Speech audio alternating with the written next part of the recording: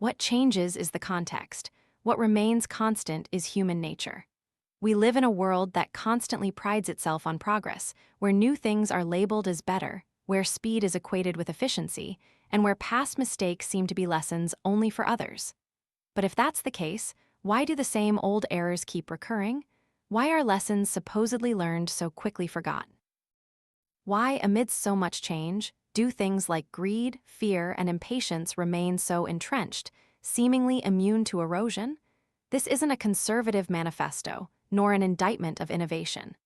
It's a contemplative experiment, an attempt to ask, while everyone looks ahead, who dares to look at what perpetually remains unchanged?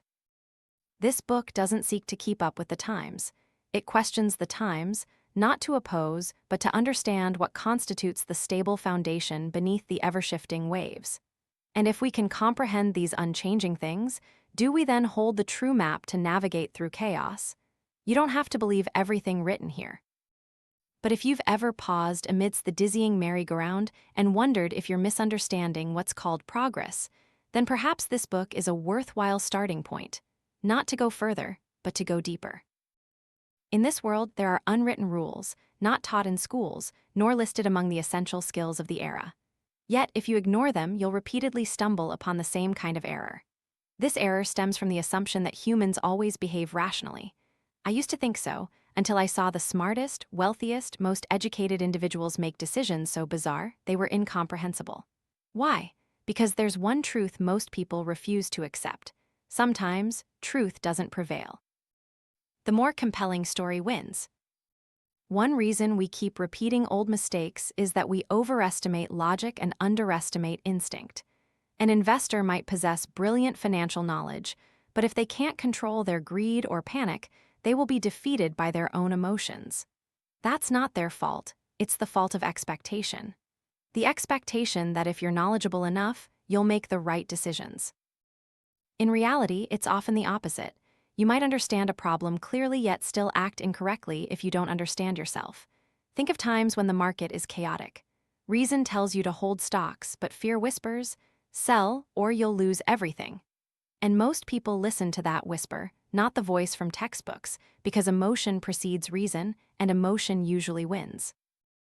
Human fragility is most evident when we feel everything is stable. Strangely, periods of stability are often fertile ground for madness to sprout. When we no longer remember what fear feels like, we begin to do foolish things without realizing it. Like someone standing in the middle of a desert, saying, "I don't see any signs of a tornado, there probably never will be one," and then neglecting to carry a compass. In investment, business, or politics, the biggest changes often start from the smallest, most ordinary thing, complacency. People think that because things are going well, they will continue to go well. They forget that cycles of madness often begin with a moment of excessive calm. I was once asked why the biggest catastrophes always catch us by surprise. The answer is that they don't resemble everyday fears. They aren't noisy, don't give warning, don't knock on the door.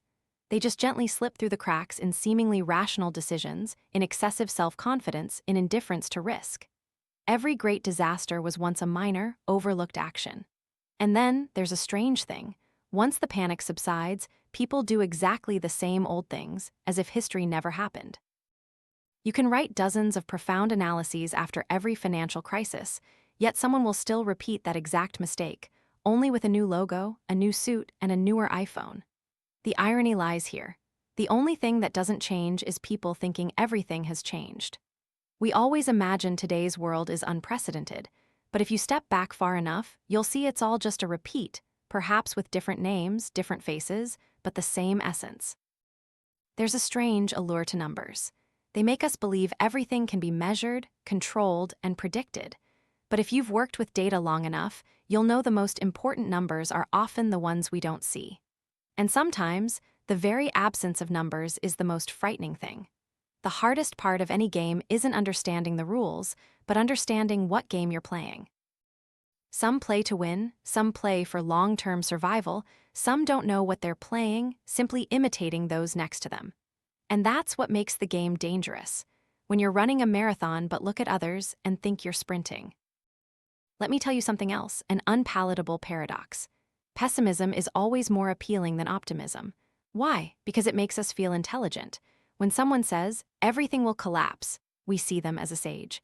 But someone who says, everything will be fine, is considered naive. Yet, if you look back at history, you'll see that no matter how many tragedies occur, the world still moves forward, humans still survive. And the future, though imperfect, is more hopeful than we imagine.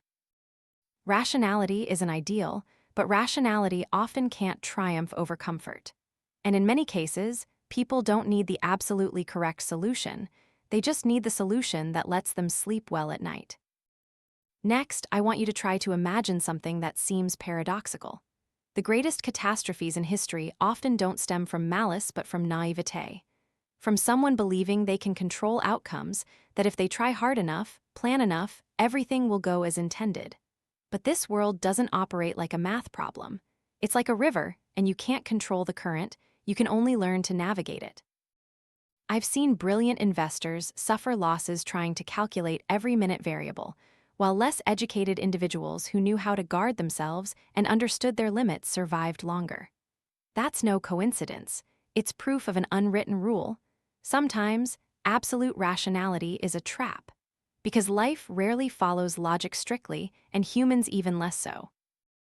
Imagine you're in the middle of a forest. You have a map, a compass, a flashlight. But if you don't understand the forest's principles, that it constantly changes, that there are creatures you've never met, that you'll never see every path, then all your tools are meaningless. In business, it's the same. You might have data, models, AI, strategies. But if you don't understand human nature with its greed, fear, impulsiveness, you're just a person carrying a lamp in the fog. Success, in many cases, doesn't come from knowing more, but from doing less. Less self-confidence, less reactivity, less illusion of control. Sustainably successful people aren't those who win every bet, but those who know when to stand up, leave the table, and preserve their capital for survival. It's a funny truth that most of the things that cause us to fail are things we've been warned about, yet we still repeat them. Why? Because hearing isn't the same as experiencing. You can read hundreds of pieces of advice about saving, investing, controlling emotions. But only when you truly lose money, are genuinely deceived, or fall into a real crisis do you learn what that truly means. Humans don't learn through reason. Humans learn through pain. And that explains why history keeps repeating itself. There are things I can't help but think about whenever I see the market fluctuate, or when a young entrepreneur talks about reshaping the world. They don't realize that most of what they think is new has happened before, but with a different name, a different facade, a shinier logo. Take financial bubbles, for example. People often think they're a consequence of greed, true, but not sufficient. The root of a bubble is people wanting to believe a beautiful story, that this time will be different, that old limits have been broken, that they, being better educated and more agile, won't make the same mistakes as the previous generation. But they still do, because self-confidence is a drug. It gives you a sense of control, but blinds you to risk. After the bubble bursts, when everything collapses, people try to construct a new narrative, as if the previous failure was an accident, not an inevitable consequence. The cycle begins again. If you've ever made a wrong bet, suffered business losses, believed blindly in something, and now look back with bitterness, then congratulations, you are growing. And that growth doesn't come from being better than others, but from no longer believing you are always right. Let me tell you one more thing. I was once asked, if you could teach your child only one thing about money, what would it be? I didn't take long to answer. I said, know what game you're playing and don't play someone else's game.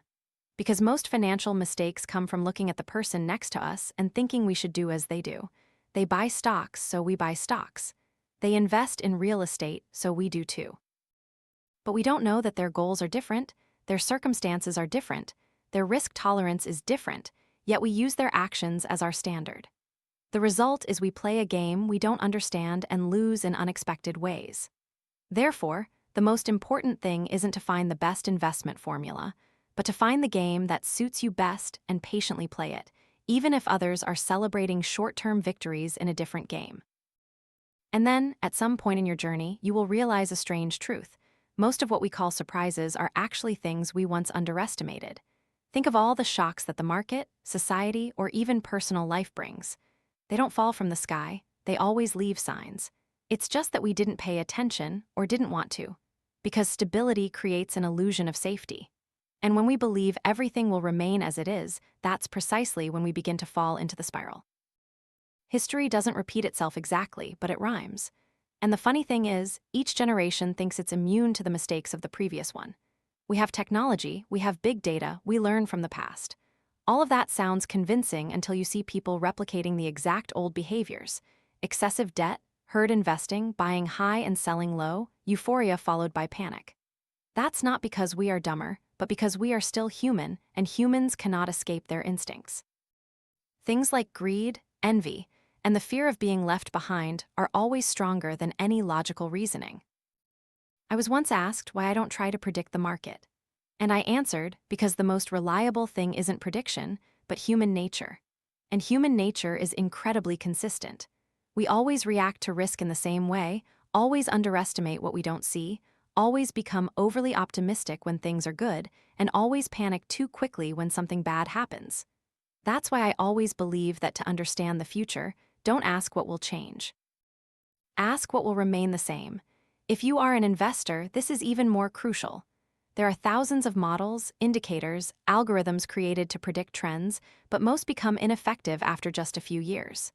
Meanwhile, simple principles like saving more than you spend, diversification, avoiding bad debt, and patience endure through generations. Why? Because they are based on the only thing that doesn't change. Humans will always expect too much, act too emotionally, and underestimate randomness too much. There's a moment I'll never forget when I heard a friend say, "I'd rather be wrong with the majority than right alone." That statement haunted me because it's true for millions of people out there, people who don't want to be separated from the crowd, even when the crowd is rushing into an abyss. We're easily convinced that if everyone is doing it, it must be right. But the truth is, the crowd is often right in the short term and often wrong in the long term. Because the crowd is impatient, the crowd cannot endure boredom, the crowd cannot accept personal mistakes, and thus is easily swept away by collective emotion. And that's why the most successful investors are often those capable of enduring the feeling of solitude. They can watch the market soar and still not jump in. They can see friends making quick money and still not change their strategy, not because they are arrogant, but because they understand that nothing is sustainable if it goes against who you truly are.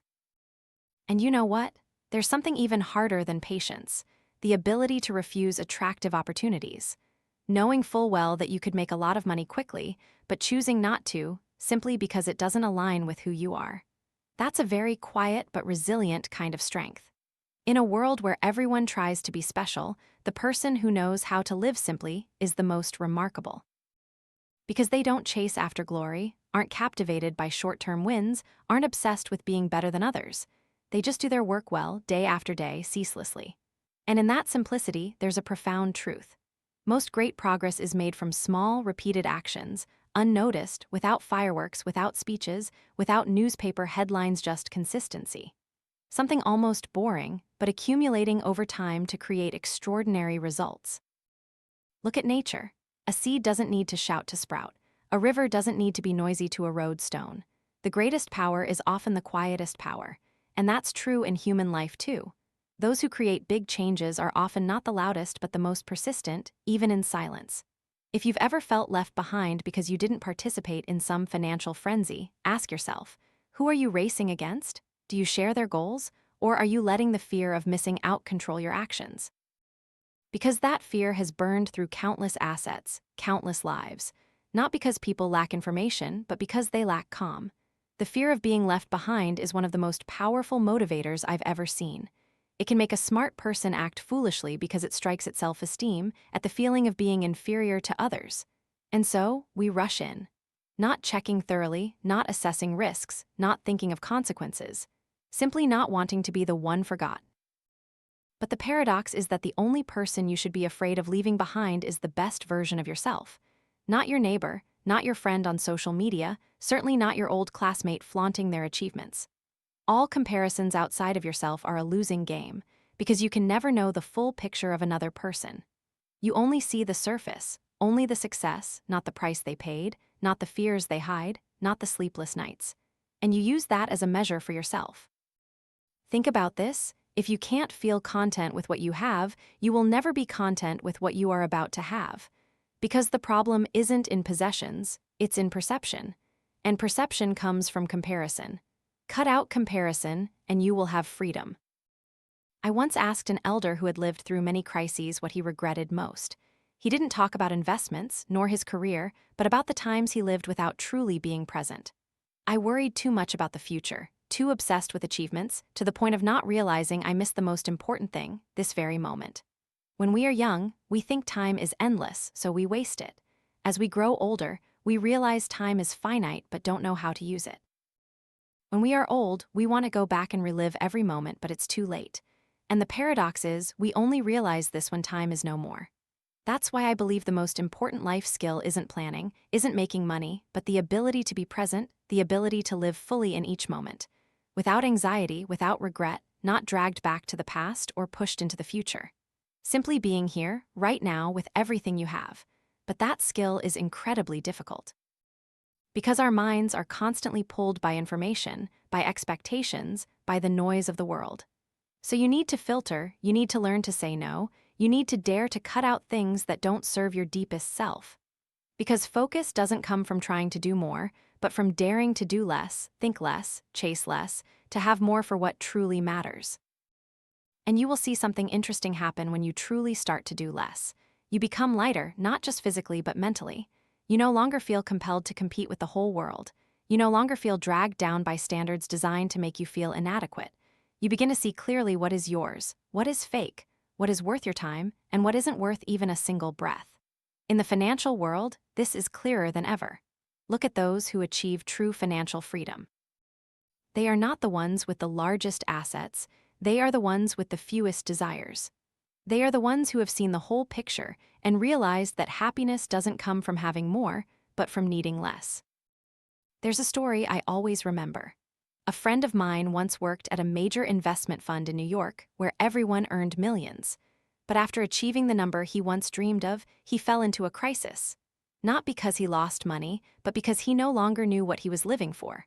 All he knew was to run. Run to be better than others, run not to be left behind, but never stopping to ask where he was running to. And at one point, that question came back fiercely and emptily like a cavern. He quit his job and moved to a small town, not because he failed, but because he finally understood. Speed is meaningless if you're going in the wrong direction. I share this because I see it repeated everywhere. In startups that burn through capital, in people who rush into investment projects without understanding anything, in families broken because one person is always absent, preoccupied with the future, in people who at the end of their lives realize what they sacrificed is something that cannot be bought back. And if there's one thing I want to emphasize, it's that the cost of a choice isn't just money, but time, attention, trust, relationships. And when you squander them on things that aren't truly important, no matter how successful you are, it's still a loss. If you've ever felt like you're spinning in circles without an end, try to stop for a moment, not to give up, but to check your direction. Because some mistakes are only realized when we step back far enough, and some truths only appear when we are quiet enough to listen to ourselves. The art of living isn't about filling your schedule, but about knowing how to leave necessary empty spaces. Because it's in that leisure that we have time to reflect, to connect, to create, and sometimes to love without haste. Because ultimately, when you look back on your life, you won't remember the times you worked 20 hours a day to achieve a goal. You will remember the moments you laughed out loud with someone you cherished. The evenings spent doing nothing but talking, the unplanned trips full of life. The times you truly lived, not acting, not forcing, not trying to prove anything. Those are the things that will remain when everything else disappears. There's another aspect I overlooked for years until it became too obvious. The way we tell stories is how we understand the world. Humans don't live by facts, we live by stories. And the danger is that a good enough story can make us believe even falsehoods. I've seen investors pour all their money into a company that was nothing special, simply because they were captivated by a beautiful story that it was a revolution, a first in history, an unmissable opportunity. We are easily deceived by words, by images, by how people say things, rather than the content of what they say. That made me realize, the winner in any game isn't the one with the most correct arguments, but the one with the most believable story. And that's true not only in finance, but in life, politics, education, media. Look back at everything you believe. Do you believe it because it's true, or because it was told in a way that made you feel secure, interested, empathetic? We are not trained to question truth, we are raised on stories. So what drives our decisions isn't logic, but emotions triggered by that story. Thus, what we need to learn isn't just how to think, but how to listen. Learn to distinguish facts from interpretations, truth from sugar-coated tales. And once we see that, we won't be so easily swept away by waves we don't understand. But it's also worth noting that we tell stories to ourselves.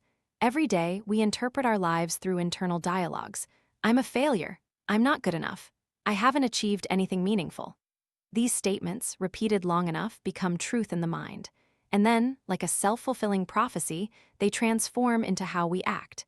It took me years to realize that I don't need to be the main character in a perfect story. I just need to be the one who tells it truthfully, bravely, and humanly. Without embellishment, without concealment, without pretending to be tough. Because that very vulnerability, if told with truth, will be what touches others. There's another thing I've noticed through years of observation. Most significant life changes don't come from a dramatic turning point.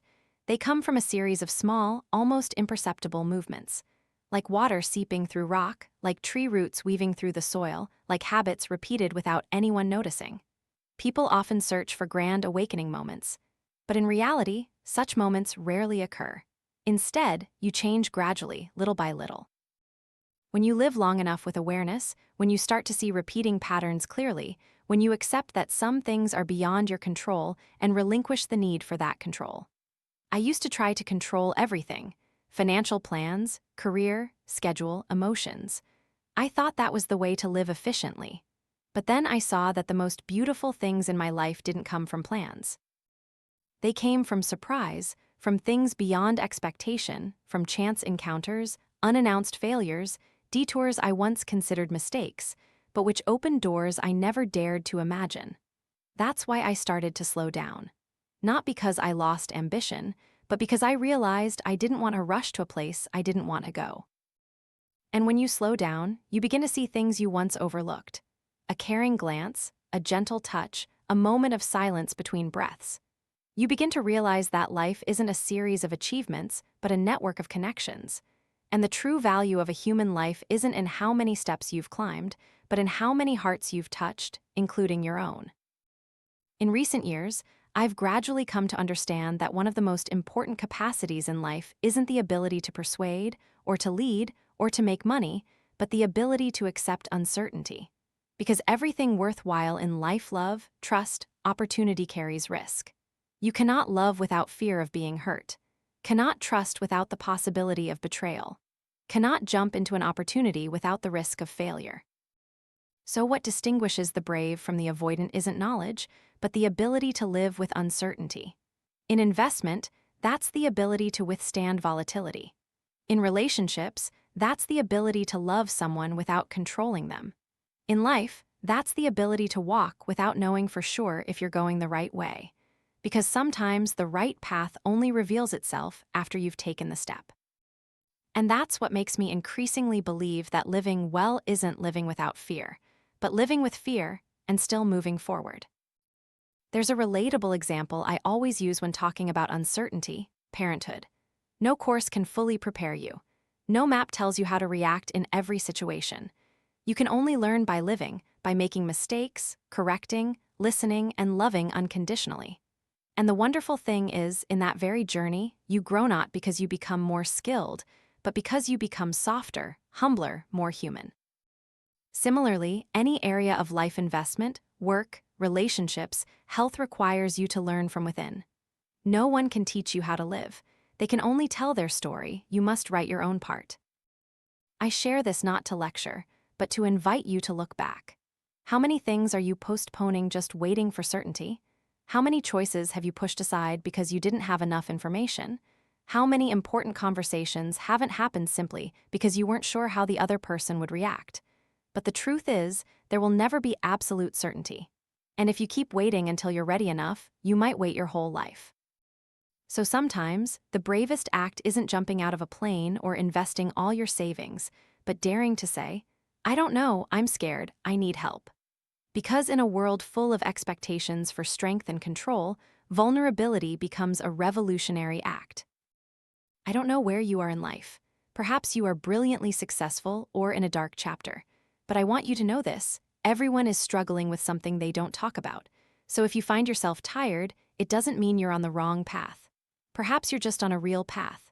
And in that real journey, there's one thing I learned that no one ever taught me: that life doesn't always have to have grand meaning. Sometimes making a cup of tea in the morning, sitting and watching the sunlight through the curtains is already a victory. Sometimes answering a message from an old friend or hugging someone tightly without explanation is an act of healing. We grow up with images of heroes, people who do great things, change the world. And so we feel pressured to become someone. But no one tells us that simply being ourselves, kind, steady, quiet, is sometimes the most extraordinary thing. I once thought that to live a valuable life, I had to do something monumental. A best-selling book, a big idea, a speech that reached thousands. But the longer I live, the more I realize that the most valuable thing is to live true to what I believe in every small detail. And what changes the world isn't grand declarations, but silent, repeated actions every day. Like a father who never misses picking up his child, or a mother who still wakes early to cook breakfast even if no one praises her. Like a friend sending a message asking how you are, like a teacher spending extra time to listen to a struggling student. These are actions that never make newspaper headlines, but they change the world, little by little. A friend once told me, everyone wants to leave a mark, but sometimes leaving a smile is enough.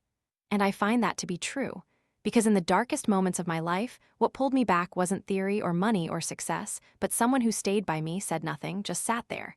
And that's when I understood. Presence is the greatest gift you can give someone. No advice needed, no solutions needed, just presence complete, unconditional. You don't need to know all the answers, you just need to dare to be present when the question is asked. And that's something very few people dare to do, because something in modern society makes us think we must always be strong, always know the way, always control our emotions.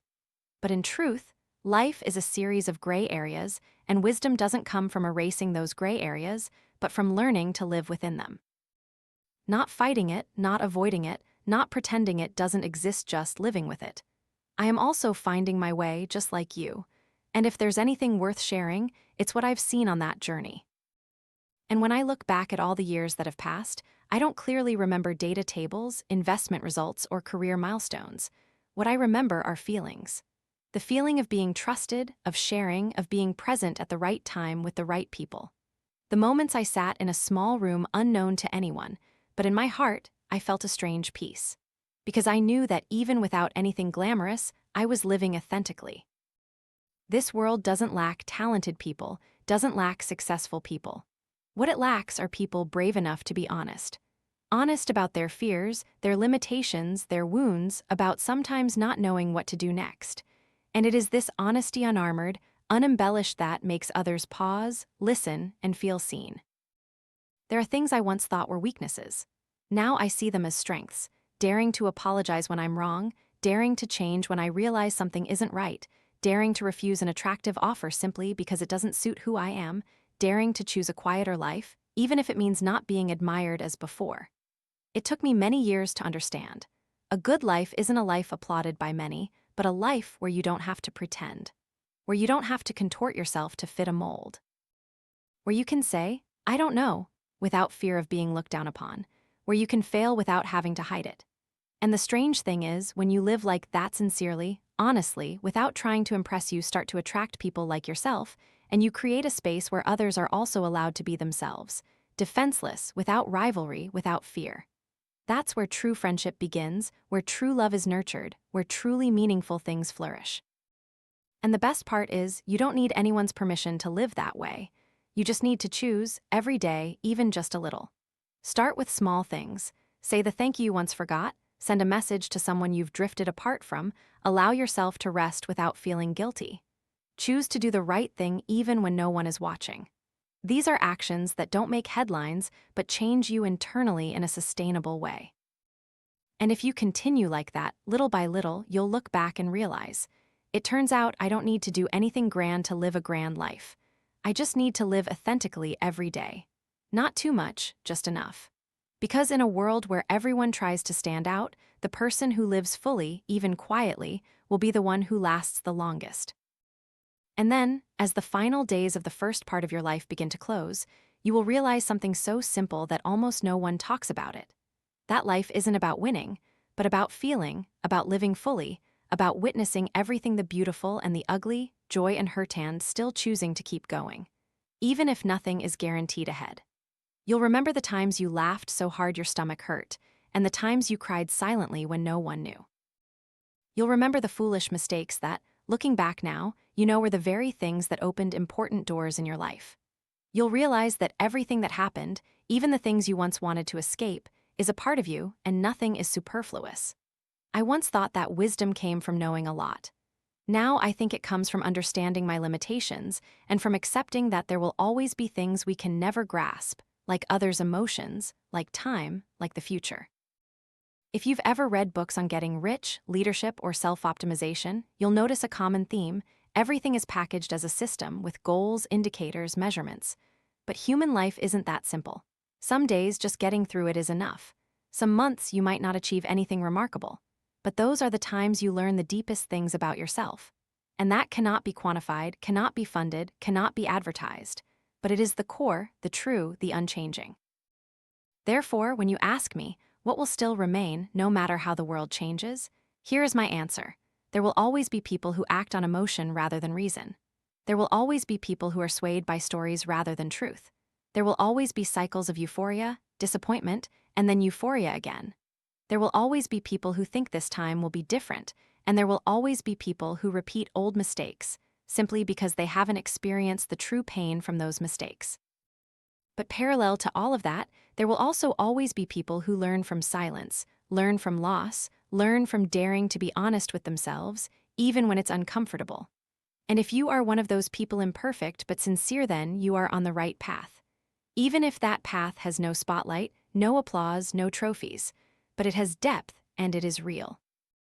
That is what I write for you, not to show you the way, but to tell you that I am also walking, step by step, mistake by mistake, moment by moment, just like you. If we are not in a hurry, if we don't chase, if we are patient enough with ourselves, then in the end, we will look back and know that we have lived a life true to ourselves. And that, in this ever-changing world, is the most valuable thing.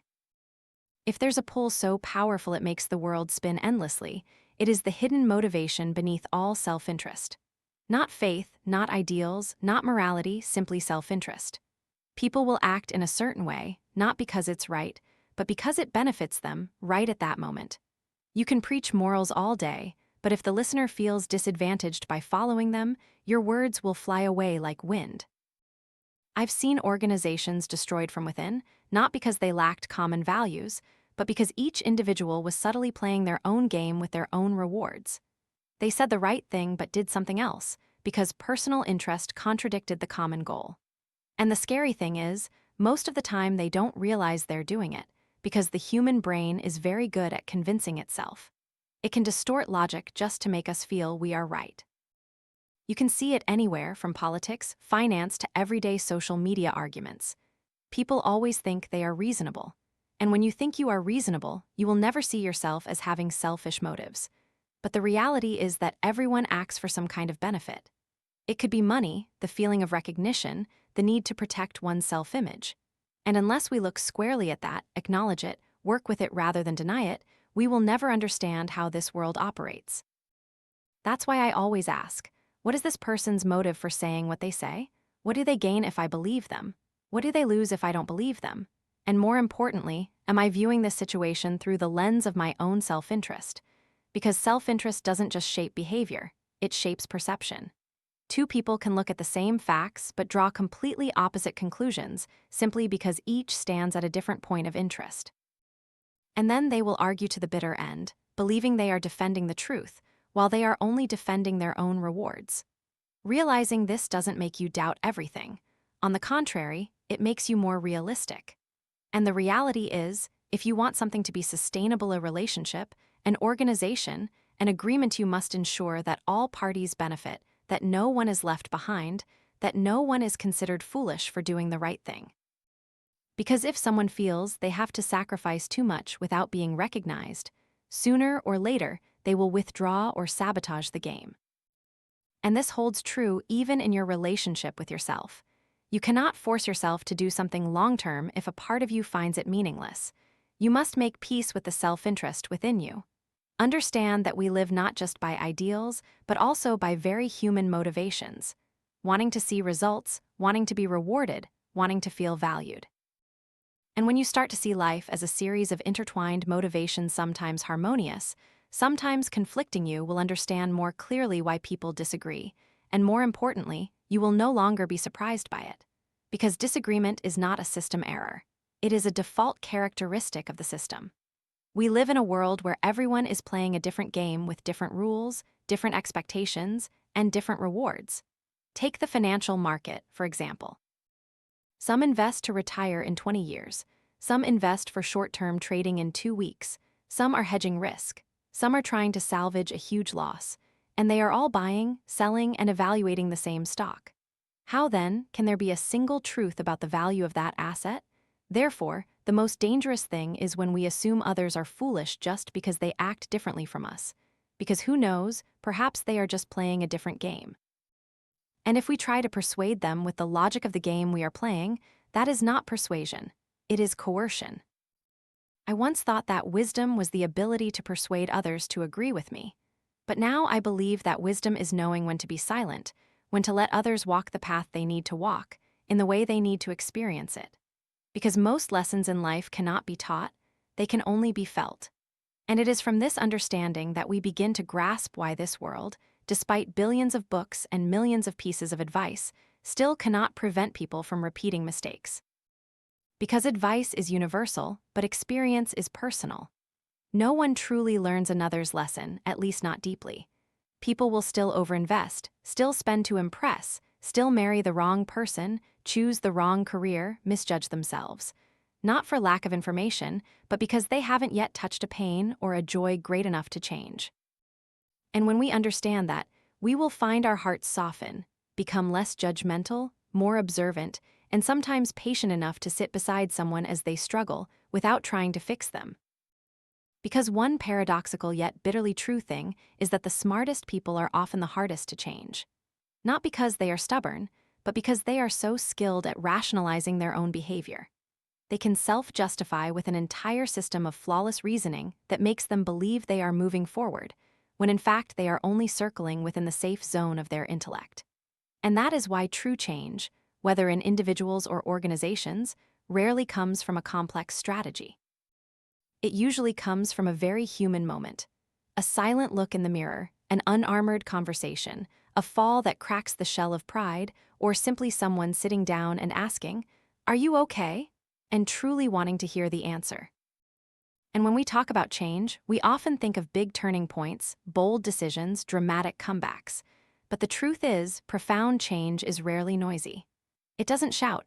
It trickles slowly, subtly, like water seeping through earth and rock.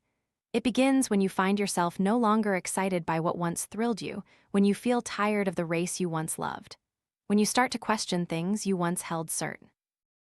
That's not a crisis. That's the beginning of a new level of awareness, and it often comes with a sense of disorientation, because you start to feel unfamiliar with your old self.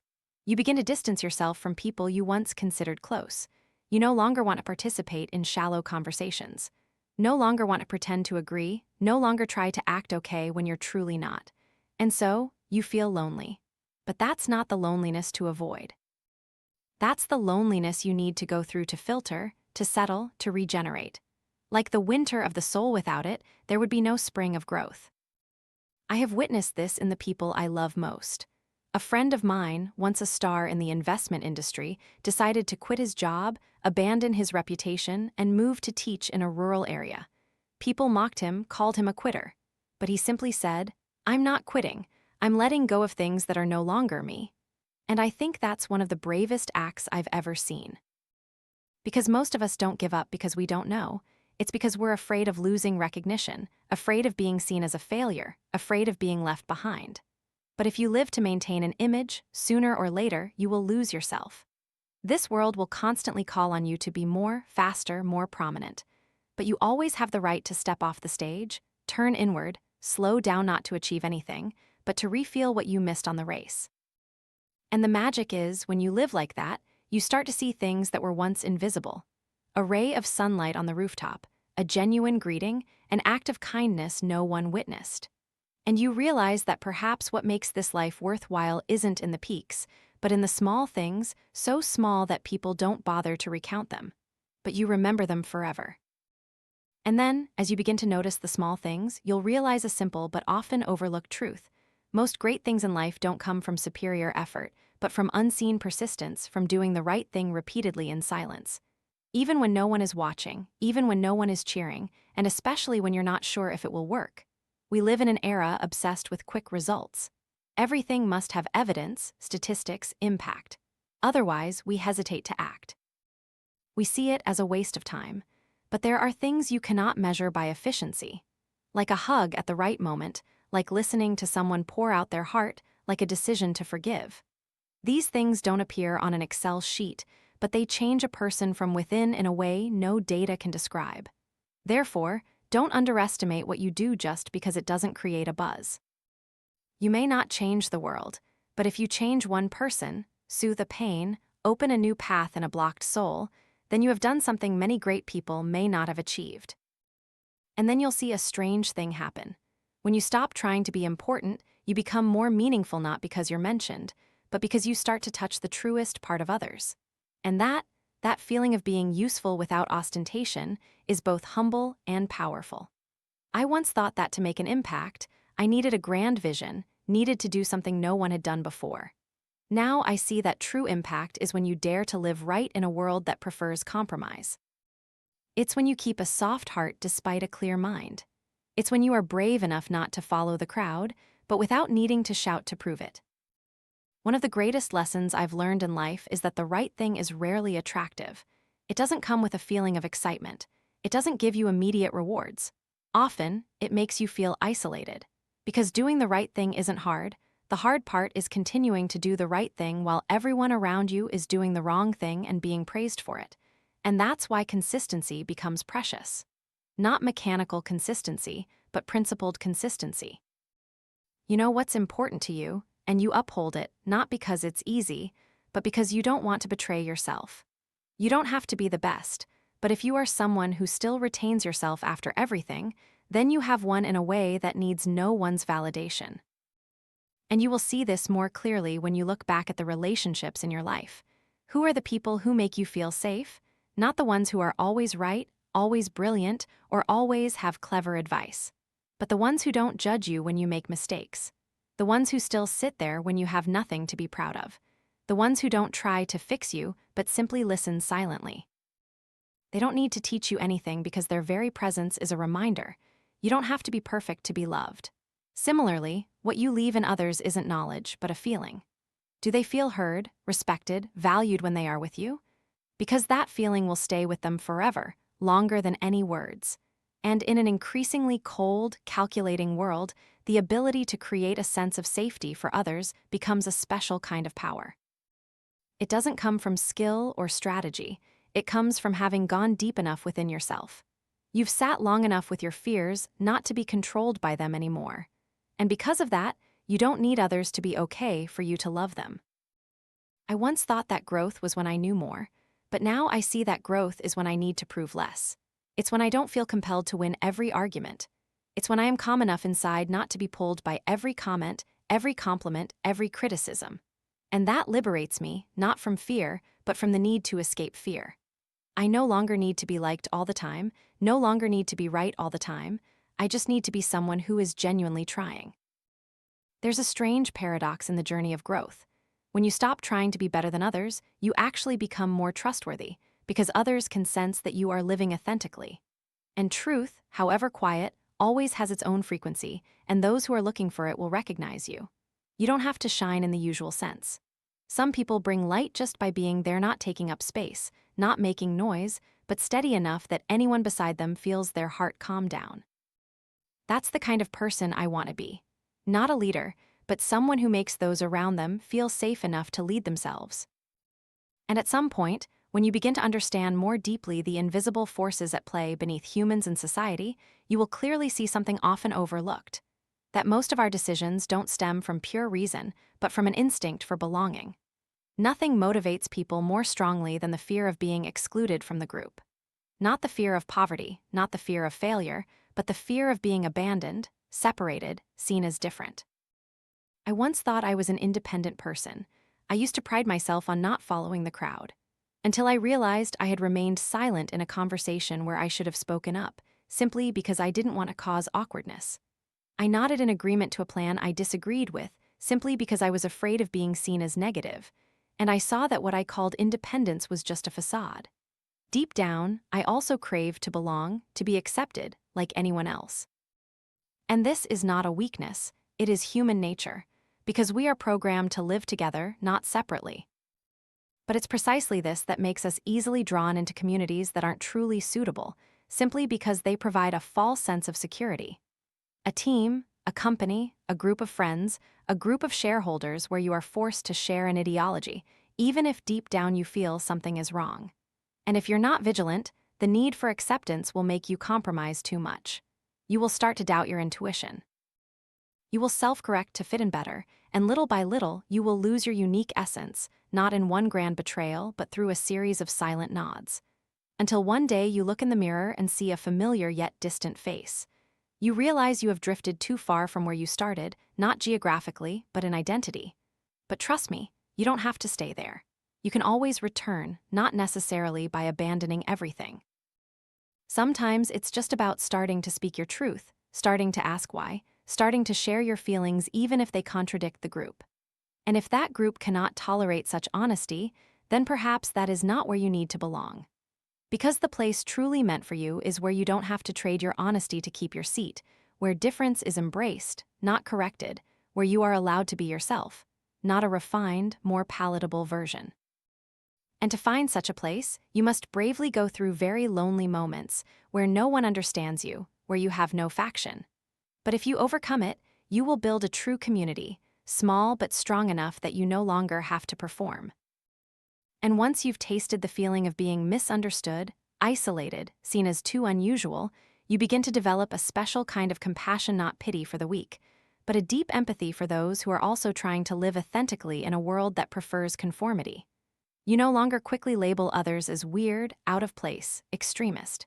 You ask yourself, what brought them here? What pain made them withdraw or cry out? What trust was once betrayed that made them build a hard shell around their hearts? And it is this empathy that changes every conversation, because you no longer speak to win, but to understand. You no longer listen to refute, but to receive. And sometimes, just your presence, not trying to fix them, is enough to soften a heart that has hardened from being judged for too long. I used to think that to change others, I had to persuade them with solid arguments. But now I believe that what moves people most is the feeling of being heard without condemnation, seen without definition, present without being adjusted.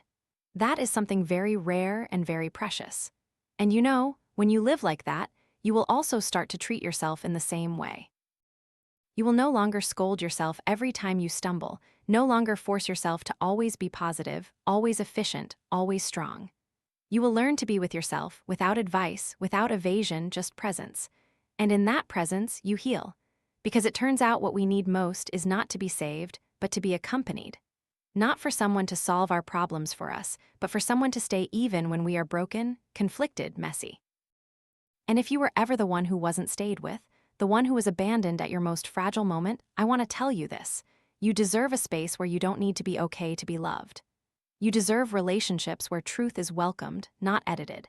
And if you haven't found that place yet, you can start with yourself, create that place for others, become the first to dare to stay, dare to listen fully, dare not to leave. And from there, you will attract others who can do the same. Then, at some point, you will realize you are no longer alone. And then you begin to understand that some things don't need to be overcome, but simply lived with. Not every sorrow needs to be dismissed. Not every wound needs to be completely healed. Some pains will stay forever as a part of you, not to torment, but to remind. You once lived so deeply that you could be truly hurt. We grow up with the concept of recovery as a straight line upward, but in reality, it's much more winding. Some days you think you're okay. A song, a scent, a casual remark pulls you back to a place you thought you'd left, and you ask yourself why you still haven't moved past it. The answer is because you don't have to move past it. You just need to learn how to carry it and keep living. Like carrying a stone in your pocket. It is weight, but you no longer let it hinder your every step. And sometimes, that very stone becomes a reminder. Live more kindly, more slowly, listen more. I've seen the strongest people are not those who never fall, but those who fall and still get back up. Not with a halo, but with a gentler gaze. They don't need to declare victory. They don't need anyone's praise. They just live quietly, knowing that continuing to live in a way that is honest with themselves is enough. And you will see that when you live with that gentleness, not only with others but with yourself, you begin to approach the world with a kind of wisdom that cannot be learned from books. The wisdom of someone who has lost, made mistakes, struggled through uncertainty, and still chose to love one more time. It is the wisdom of someone who understands that not every question needs an answer. Sometimes, all we need is someone to sit with us in silence and not leave. And perhaps that is what you can offer someone today. Not a solution, not advice, just presence with a look that says, "I don't know where you're going, but I believe you will find your way." And when you have lived long enough with the inexplicable, you stop forcing everything to have a grand meaning. You no longer need every event to lead to a profound lesson, every failure to be exchanged for a reward, every loss to open a door. You accept that some things are simply sad, and that's it. No need for justification, no need for perfect timing. It happens, you hurt, and you keep living. That's enough. That's not a pessimistic attitude. On the contrary, it's the foundation of a kind of mature optimism. An optimism not based on hoping everything will always be good, but on the belief that you can keep living even when things are not good. That is quiet resilience, a kind of strength that comes from having suffered loss, but not letting it turn you bitter. And it is when you no longer demand order from life that you begin to see a very unique order, soft, vague, but real.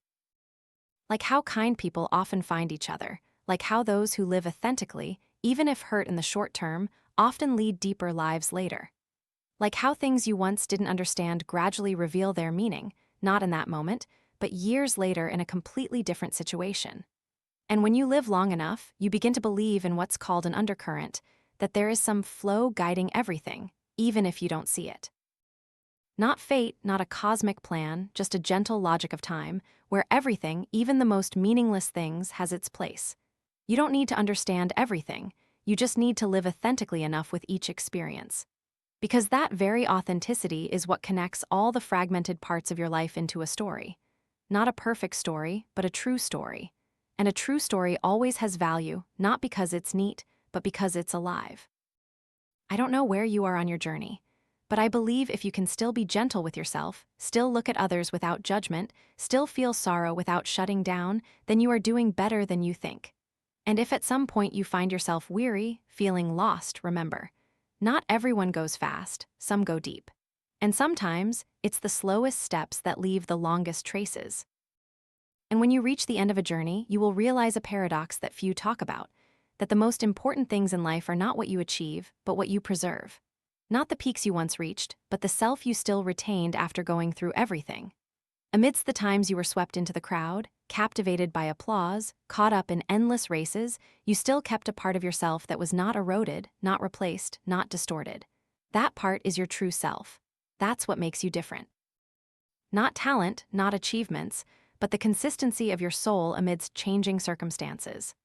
A unique gravity, silent but enduring, keeping you standing upright in a world that is slowly drifting off course. And you begin to understand why ordinary people can become extraordinary. Not because they are superior, but because they do not lose their integrity to themselves, even when they have every reason to do the opposite. They may be quiet, but within them is a core. And that core, which does not waver with public opinion, does not change color with the times, is what makes them pillars for others. They are the kind of people who don't need to say much, but you will want to be near them not to learn, but just to feel at peace beside them. They don't say, "Be strong," but their presence makes you stronger.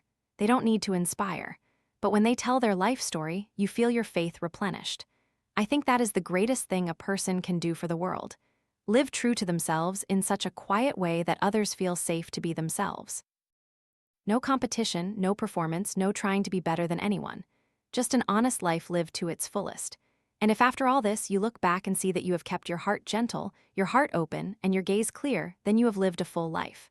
There are things that, no matter how the times change, remain unchanged. And those things, honesty, patience, kindness, quiet perseverance, are the true foundations of a worthwhile life. All the rest is just context.